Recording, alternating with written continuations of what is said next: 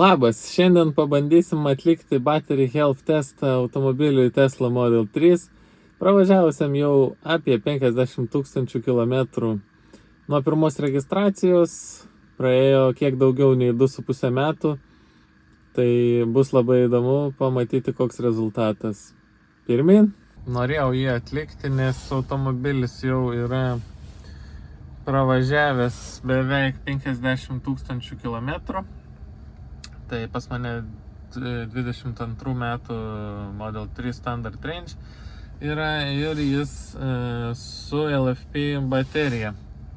Tai reiškia, kad iš esmės ją rekomenduoja krauti iki 100% ir turėtų šiek tiek mažiau nusidėvėti bėgant krovimo ciklams. Tai kaip tą padaryti dabar, reikia mums nueiti į service mode.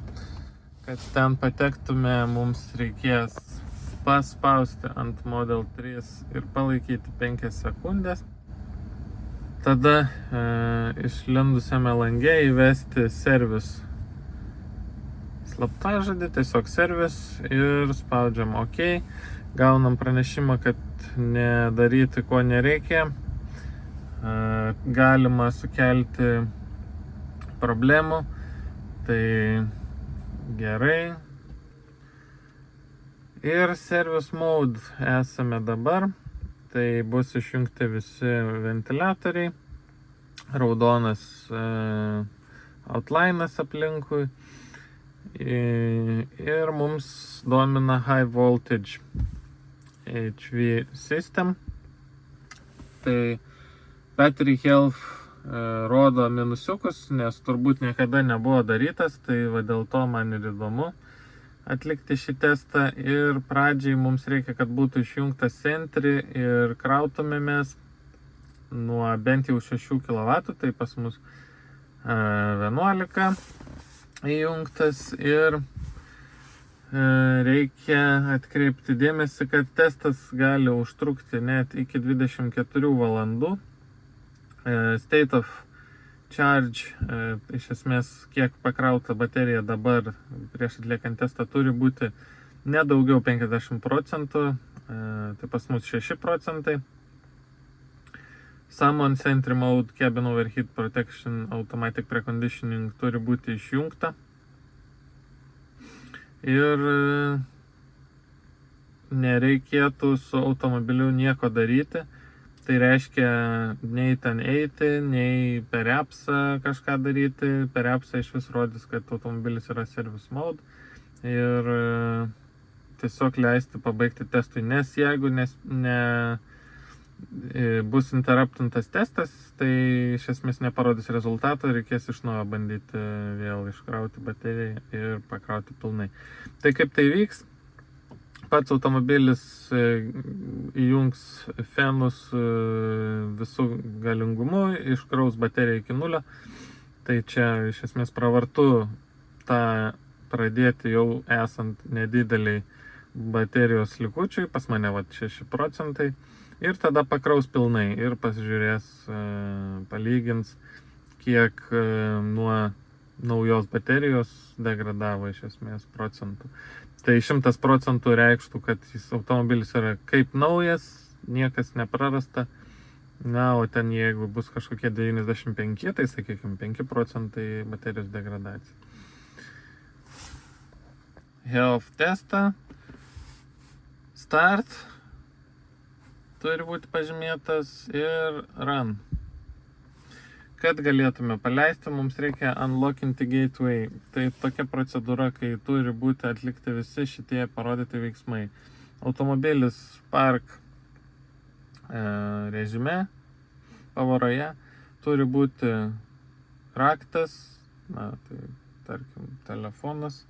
Reikia nuspausti posūkį, šitą stabdį. Ir mums reikia įjungti. Taip, atrakinamas. Atrakintas. Tai dabar paskutinis confirmationas ir paliksim automobilį jam daryti health testą. Taip, rašo, kad testas pradėtas. Tai sugrįšiu turbūt jau vakare. Kaip aš kraunu automobilį kasdien, tai pagrindė yra naudojamas Home Charger, Tesla Gen 3, Wall Chargeris 11 kW. Rugsėjį ir spalį didelis šuolis Superchargerio naudojimo, tai jeigu teko matyti praeitose video, keliavome po Europą iki Prancūzijos, tai pirmin atgal ten 6000 km. Kokias garantijas suteikia gamintojas? Tai atsidarę Tesla puslapį galime pasižiūrėti, kad Battery and Drive Unit Limited Warranty, būtent Tesla Model 3 Rear Wheel Drive, yra 8 metai ir 160 000 km. Tai kas pirmas anksčiau sueina, arba jūs nuvažiuojat 160 000 arba 8 metai. Su minimale 70% retention battery capacity, tai čia mes ir būtent darom šitą testą, kad sužinotume, koks yra mūsų battery capacity. Ir galvojau apie analogą, kas galėtų būti vidaus degimo variklio automobilio savininkui aiškus palyginimas, tai sugalvojau, kad tiesiog iPhone baterija irgi yra tas pats funkcionalumas, kur galima pasižiūrėti battery health testą. Tai mano atveju 3 metus turiu iPhone 13 Pro ir battery health matome 85% yra likę. Įdomus variantas, kad nerodė battery health iškart atlikus testą ir dabar sugalvojau sekančią dieną iš vis pažiūrėti, ar yra rezultatas ir galima pamatyti, kad 93% battery health, vadinasi 7% degradacija per kiek čia 3 metus beveik ir nuvažiavus 50 000. Tai galima pamatyti, kad ne visai pilnas, 99%. Manau, rezultatas iš tikrųjų geras yra.